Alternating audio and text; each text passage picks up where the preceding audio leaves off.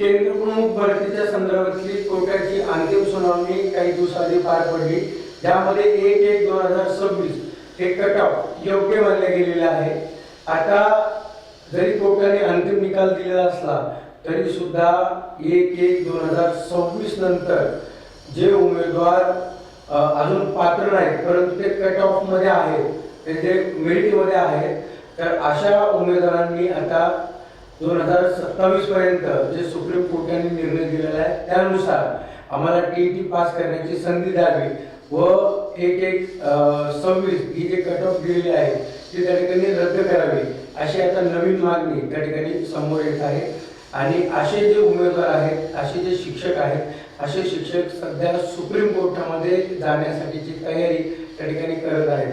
त्यामुळं केंद्र प्रमुखाच्या भरतीवरील हायकोर्टाची सुनावणी जरी पूर्ण झालेली असली, अंतिम झालेली असली, तरी आता सुप्रीम कोर्टामध्ये ही पिटिशन पुन्हा एकदा जाण्याच्या तयारीमध्ये त्या ठिकाणी सुद्धा जवळपास 2-3 याचिका या केंद्र प्रमुख भरतीवरती पडणार असल्याची माहिती त्या ठिकाणी मिळते।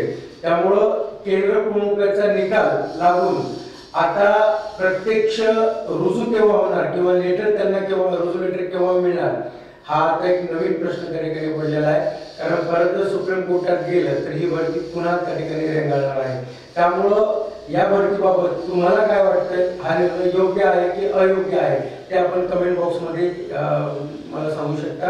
आणि अशा तरी माहितीसाठी चॅनलला सबस्क्राईब केलं नसेल तर सबस्क्राईब करायला विसरू नका।